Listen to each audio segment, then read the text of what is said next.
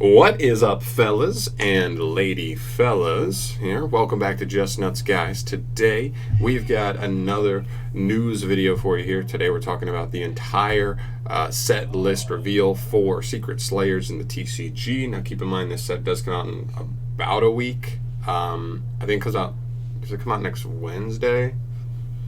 I think it comes out next Wednesday, and today it's Thursday, so it's like almost exactly a week. No, that should be Friday.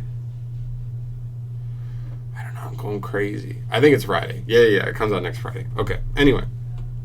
Looking at this set list, we see a couple of interesting changes here. I'm sure you can see right at the top. If you don't know, this set includes 3 new archetypes, as it usually does, the deck build packs. We're looking at Adamantia, but now renamed in the TCG as Adamancipator. Snowflower, which is now renamed in the TCG to be Rika, Rikka. And then we have Eldelich. Eldelich actually kept like all of its names, which is really funny that the other two got changed, but Eldelich did not, which is really funny to me. And then we've got a bunch of reprints we're going to get into in a minute here. So without further ado, let's jump into it. I think this is a good way to just once we get the set revealed, to look at it and just say, is this set actually worth getting? Is it worth, or should you just wait and then just pick up your archetype that you're interested in and not just go in on, a box or something? And we'll get into that in a little bit, but let's just get into at least what's in here. So we start with the first 13 cards, and that's all of our Adamancipator cards. Sorry. Here. Nothing too crazy here. I mean, we already know these. These were the first cards revealed for the whole set.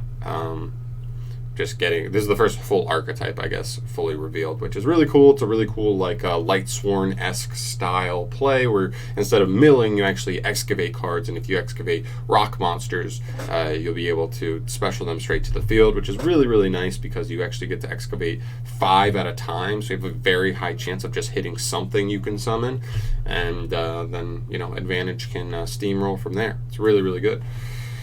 But there. Next up, we've got Rika. This is a plant-based archetype, a water plant-based archetype, getting the next 13 slots in the set. This is the last archetype revealed, full archetype revealed, I guess. It's pretty cool. I mean, obviously, plants already have some pretty good generic support that are definitely going to help this out. But really the main thing to know about this deck is it worries about tributing stuff. Yours, your opponents, and when stuff is tributed, other effects can fire off, as well as they have effects where you get bonus effects if you tribute your own plant monster. Then you get double effects and stuff. I think there's a removal. There's a monster reborn trap, or I guess I call it the haunted-esque trap. But or just like reborn's a plant, but if you tributed a monster as well, you get to actually just reborn 2 monsters. So there's bonuses like that. You tribute a monster, but then you also get to do double of what your card wants to do.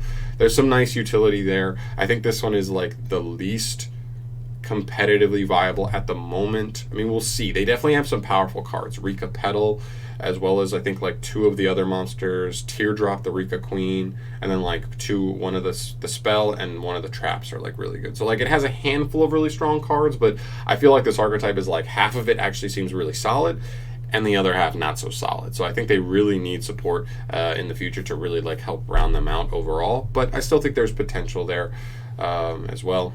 And then we get to Eldelich. So Eldelich is interesting because Eldelich is actually one of the first deck build pack archetypes that we've seen that actually doesn't get 13 cards. I mean, we've seen that they've been going with this formula where they're every archetype gets 13 cards. Well, Eldelich actually only gets 10, and I think part of that is just because this does work with generic zombies fairly well, and so we have the zombie horde structure deck and just classic zombie support. We already just have a good decent amount of just good zombie cards that already support this, more so than anything, more so than the other two. I think there's more generic zombie support than there is plant support, as well as rock support. So I think they decided to reel back and only do 10 cards to start.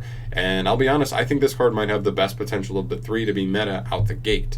We'll see what happens in the future, but it's really strong. It's based around a lot of traps, and every spell and trap card floats in this archetype. As soon as they hit the graveyard, they'll either on end phase set you another Eldelich card from deck, or a certain card in the archetype from deck, or they'll just be able to send another, and then when you send the other one will get you the float.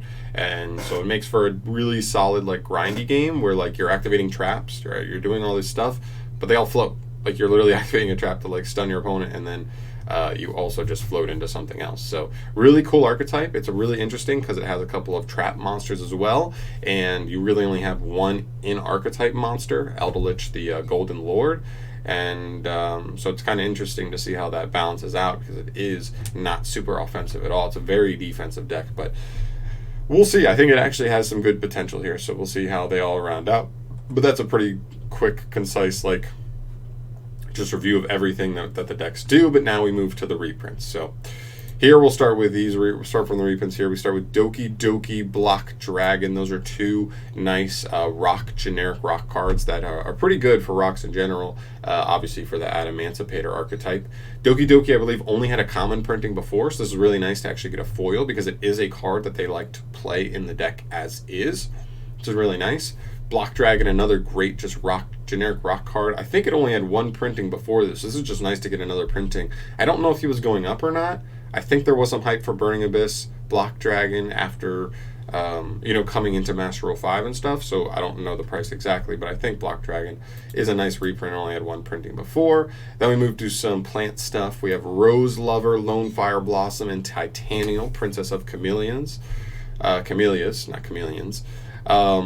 Yeah, I mean, Lone Fire Blossom is good here. Lone Fire has a couple of reprints at this point, so I don't know if it needed a reprint, but it is one of the most, like, generically good cards you can see for any archetype. I mean, people look at, like, Rhoda, it's just a generically good card. Rhoda, like, does a good job at just, like, searching any warrior that's level 4 or lower, but Lone Fire has no level restriction and just special summons any plant straight from deck, so there's definitely a really high potential there. Problem is it does it your normal summon.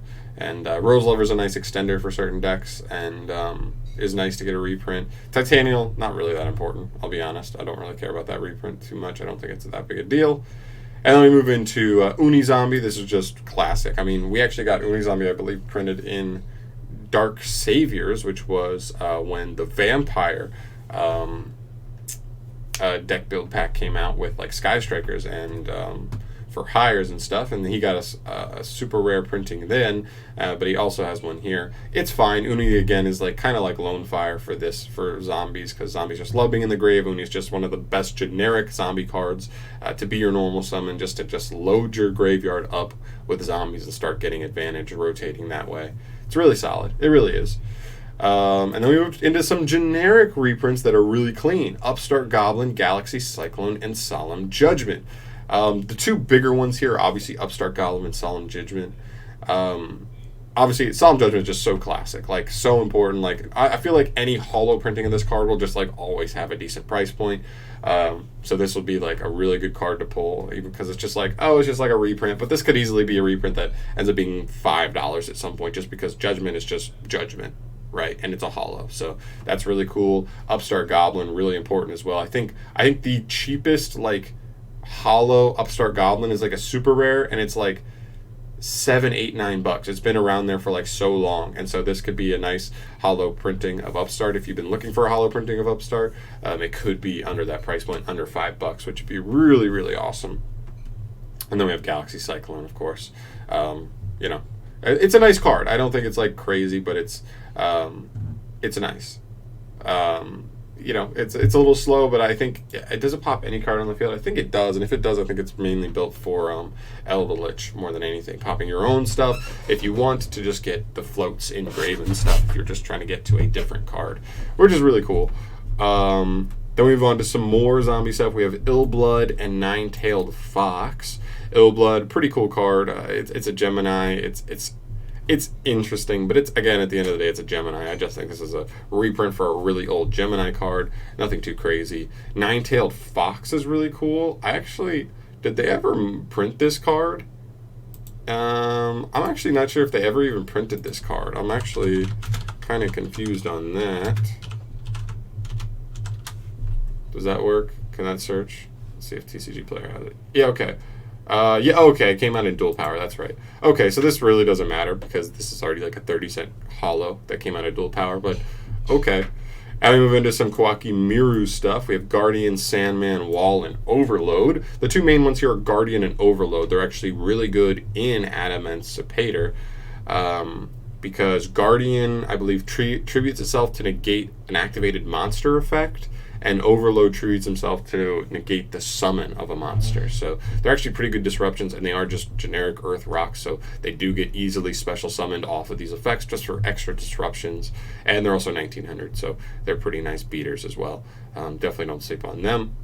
And then we have some more plant stuff. Talea, Princess of Cherry Blossoms, Marinia, Princess of Sunflowers, and Cherubime, the Princess of Autumn Leaves. These are some of the boss monsters for like plants in general. They're nothing too crazy. I don't even remember what all of them do, but I think like Cherubime buffs a little bit. Marinia like floats if it's destroyed, and Talea, I can't even remember what Talea does, but I don't think any of them are really that good. I honestly think Titania is the best one because I think it negates targeting, but it's just at least a beater that negates targeting, so that's like okay.